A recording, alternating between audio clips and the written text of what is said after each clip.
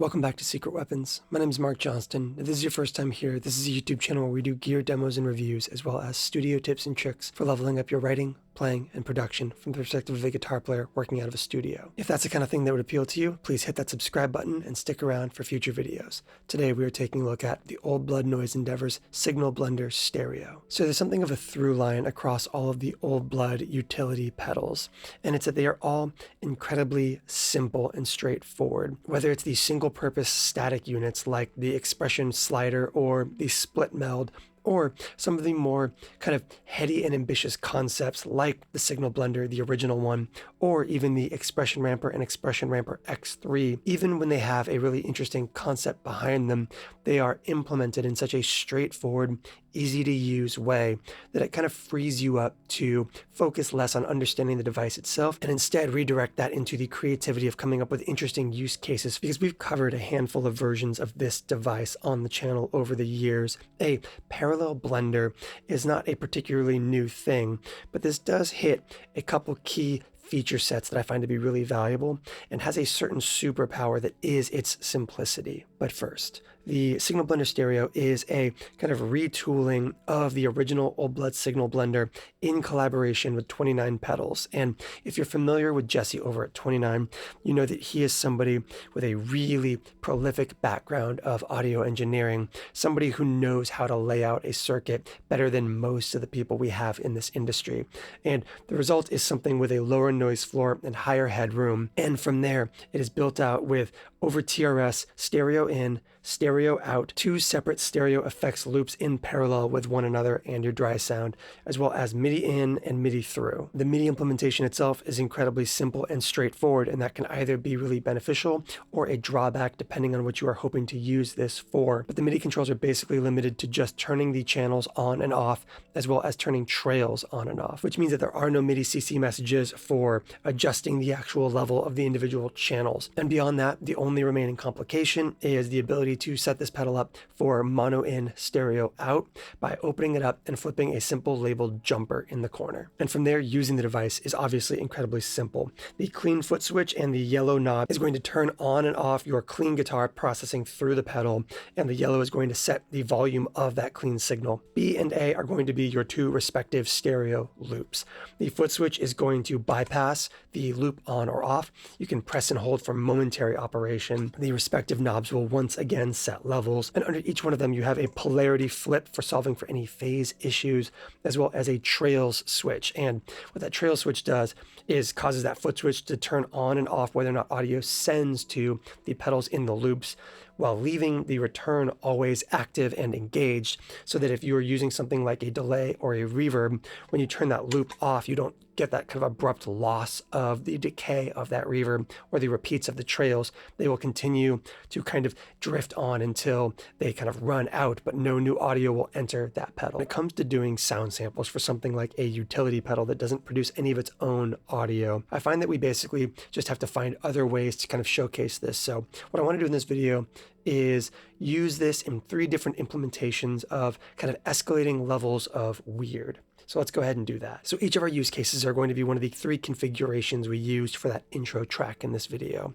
starting with the most kind of conventional use case, which is a traditional kind of guitar arrangement using my electric guitar into the stereo signal blender, running a delay and a reverb in parallel with one another. This is a very kind of traditional, kind of tried and true wet, dry, wet style rig where your delays and reverbs can be mixed in parallel with your dry sound without those two interacting directly either. It gives you precision and clarity on your delay repeats, and it also gives you the ability to kind of increase the amount of reverb that you would otherwise be able to use, because you're not also reverberating your delay repeats, only the dry guitar itself. So for these sound samples, we are going to use the Universal Audio Starlight delay, the New Neighbor Immerse Mark II reverb. We're going to run them into the Universal Audio Enigma amp in a box. Next up, we're going to rewire the signal blender for mono in stereo operation using our Von Gone replay synthesizer. So not only are we going to use the synth, but we're also going to change the kind of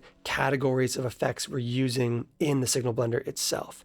We're going to still use a delay, but we're going to be using the Old Blood Black Fountain stereo and using it less for a kind of traditional precision delay delay and much more as a kind of rhythmic modulator and kind of menacing space creator. We're using that grit control in the Black Fountain with modulation to create some kind of murkiness and some haze around our synthesizer. And in the other channel, we are using the Red Panda Tensor, which is a kind of glitchy, reversey tape machine in a box, which in conjunction with its random control will let us create a bunch of weird pitch abnormalities that kind of accentuate what the synth is doing as kind of a pad device that don't also translate into the Black Fountain's reverb, allowing us to still have some kind of consistency and cohesion with what we're trying to do while letting each of those devices do its own thing in parallel.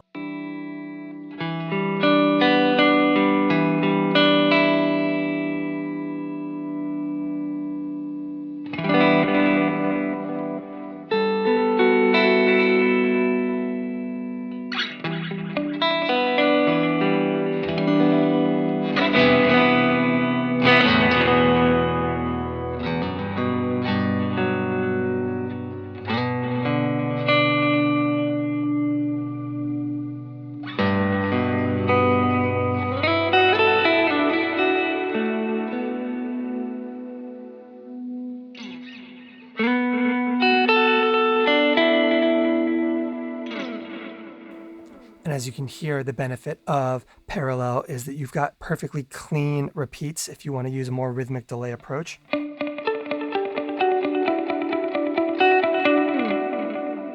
While still getting that kind of splash on just the dry tone.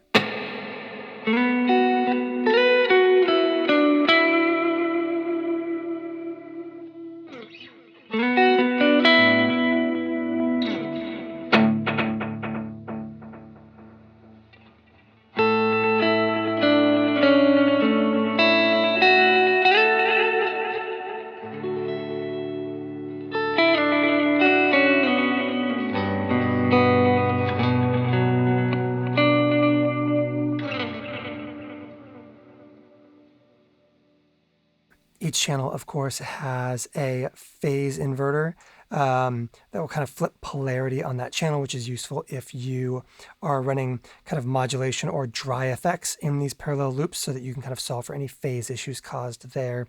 And you have these trails toggles right here. Let's go ahead and turn up our feedback and our decay to really make a point on this. So right now, if we hit a note,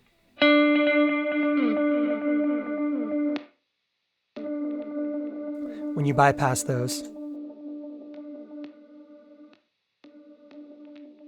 you lose them. If you turn these trails on, what it effectively does is leaves the return loop sending audio at all times, and the switch just turns on and off the send itself. So this kind of gives you the ability to get those sounds.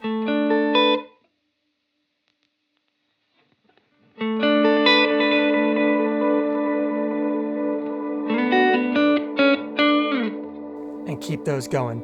And there's a couple value points here. A really useful thing would be if you're running like a tape loop, like the Strymon El Cap or the Volante, and you want to be able to just punch in parts of the tape, but always have it be sending back out on the backside, because you can press and hold and release, and it will only send audio while you're holding it.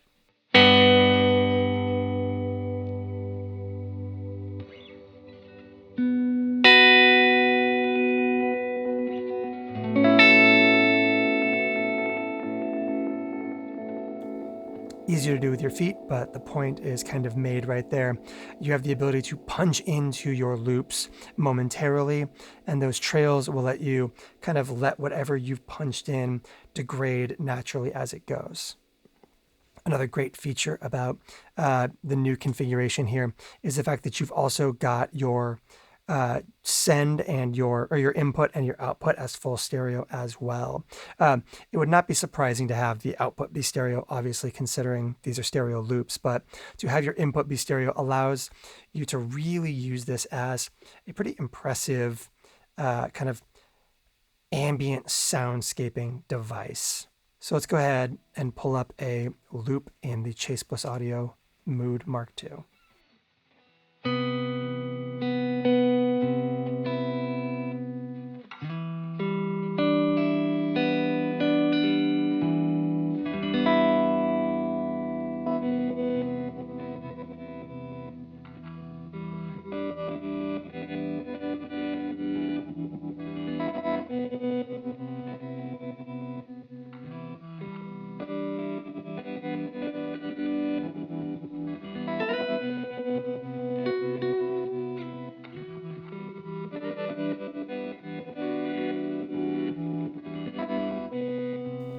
as you can hear, we're getting that loop fully in stereo as well, which means as you start to walk in some of these,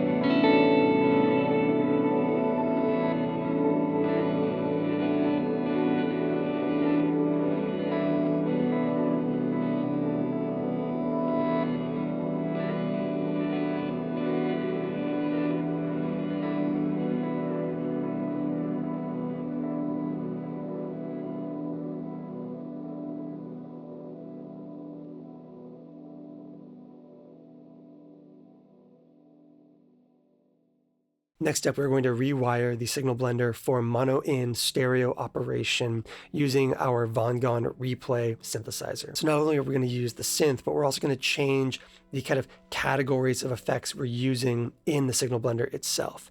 We're going to still use a delay, but we're going to be using the Old Blood Black Fountain stereo and using it less for a kind of traditional precision delay and much more as a kind of rhythmic modulator and kind of menacing space creator. We're using that grit control in the Black Fountain with modulation to create some kind of murkiness and some haze around our synthesizer. And in the other channel, we are using the Red Panda Tensor, which is a kind of glitchy, reversey tape machine in a box, which in conjunction with its random control will let us create a bunch of weird pitch abnormalities that kind of accentuate what the synth is doing as kind of a pad device that don't also translate into the Black Fountain's reverb, allowing us to still have some kind of consistency and cohesion with what we're trying to do while letting each of those devices do its own thing in parallel. In that intro song, we actually use the Chase Plus Audio Mood Mark II to basically convert our mono signal from the Von-Gon replay to a stereo signal for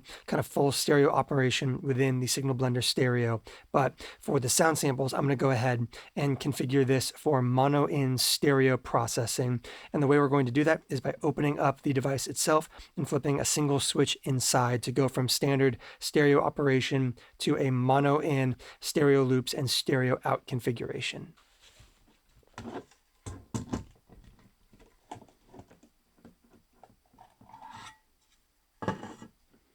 In the down position is stereo, and in the up position is mono in stereo configuration. So by flipping from stereo to mono, we now have this thing properly configured for mono in stereo functionality.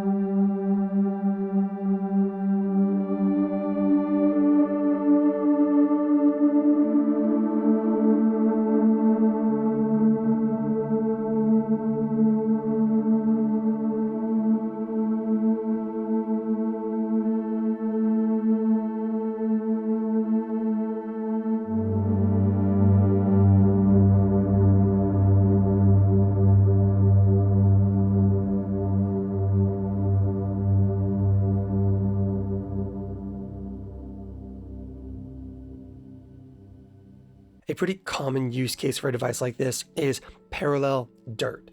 And that's putting two different distortion boxes or fuzz boxes or something in the two parallel loops and blending them together to get a more kind of nuanced mono distortion sound with the ability to kind of blend in your dry tone as well. We're doing that with two different fuzzes in this context. The Cuff, the good one, which is like a 70s style holy grail fuzz, and the Benson Stonk box, which is a really weird, spitty, sputtery style fuzz. But the catch is this: we're not using two different channels for those two fuzzes. We are using them both on the same stereo channel, which will basically give us hard left and hard right mismatched fuzzes with the ability to blend in our dry tone in the center channel. For these sound samples, we're going to use my Balaguer Ambient Espada Baritone. We're going to go into a big stereo delay and a big stereo reverb, and this is going to give us a really bizarre, industrial, almost kind of Nine Inch Nails-y sound design grind kind of tone, especially when you kind of turn on those wet effects and really lean into the bizarre experience of having mismatched left and right channel fuzz pedals. So this is maybe my favorite use case for this thing so far. Let's give it a listen.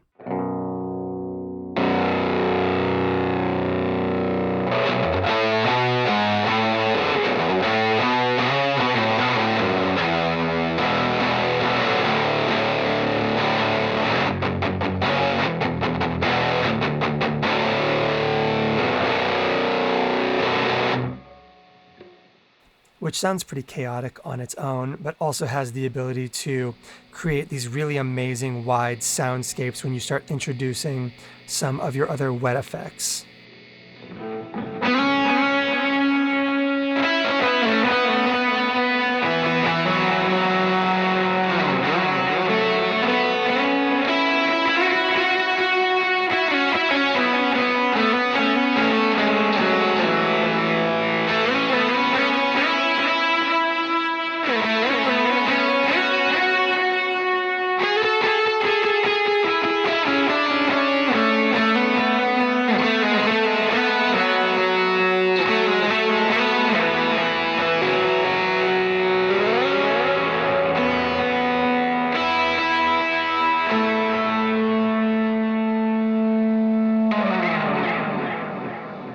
And of course, on top of that, you also have the ability to kind of duck those back a little bit and bring in your clean if you want just a little bit of extra note definition and center channel energy.